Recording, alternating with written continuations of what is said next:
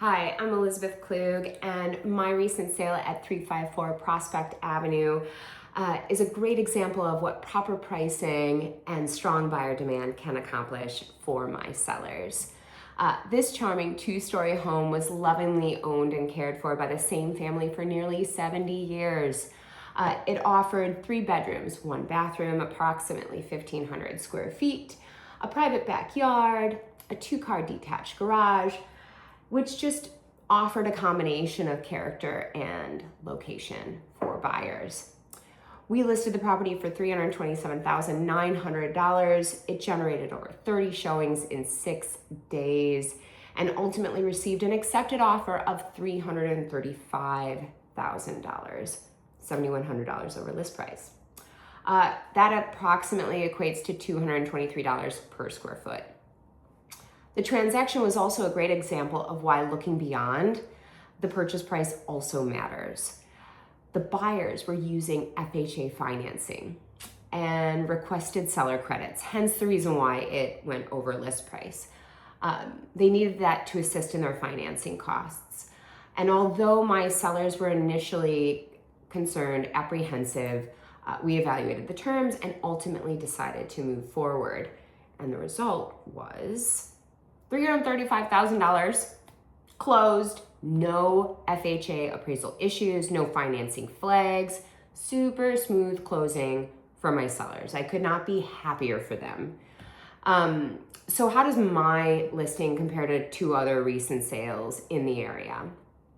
Let's dive in. 590 North Avenue, listed around the exact same time as my listing. Property sold for $380,000. In 3 days, it went under contract.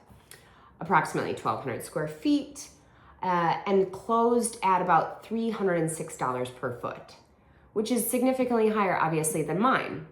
But a huge difference is it offered 2 full bathrooms in the house. It also had access to the basement.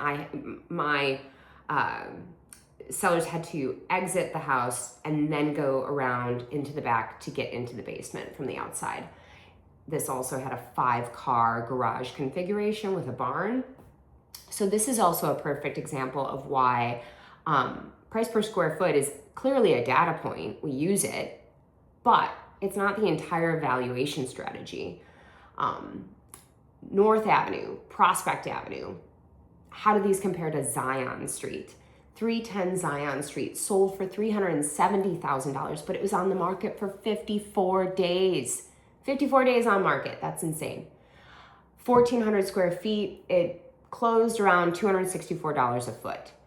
It offered 3 bedrooms, 1.5 bathrooms, a full basement, 2.5-car garage, detached. It was just a classic Cape Cod within walking distance of Hartland's amenities.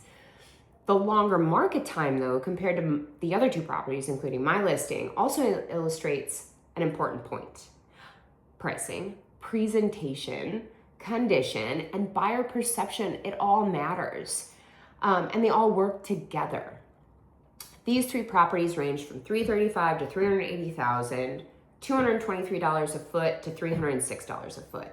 So that comes out to $361,000 and $264 per square foot.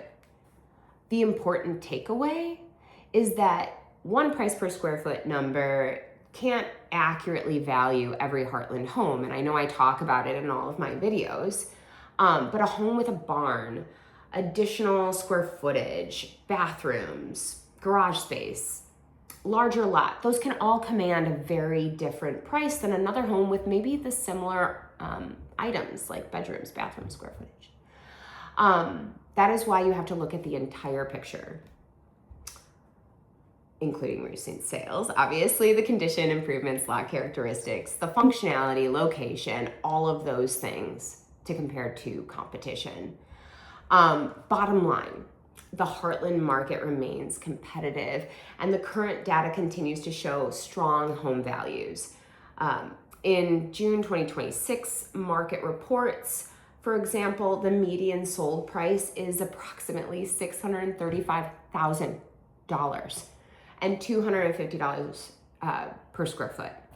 That's the broader Hartland market, not just the village that I'm focused on right now.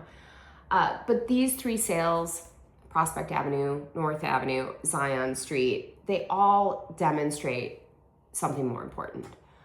The right price obviously matters. My listing was positioned correctly for the market. It went above asking and it was sold as is. We got as is condition with FHA financing. And then for sellers, the lesson is simple. Pricing isn't about choosing the highest number that you hope to get. It's about identifying the price that creates the strongest buyer response and ultimately produces the best outcome for everybody. And for buyers, it's understanding the difference between these properties and how can we help explain why two homes in the same community can have dramatically different values. Case in point, Prospect Avenue and North Avenue. But if you're thinking of buying or selling in Hartland, I'd be happy to do a more focused market analysis for your property and show you exactly how your home compares to these homes or other homes in certain price categories that your home demands. So I hope you liked my market report for today. And in the meantime, stay safe out there, everybody. Be well.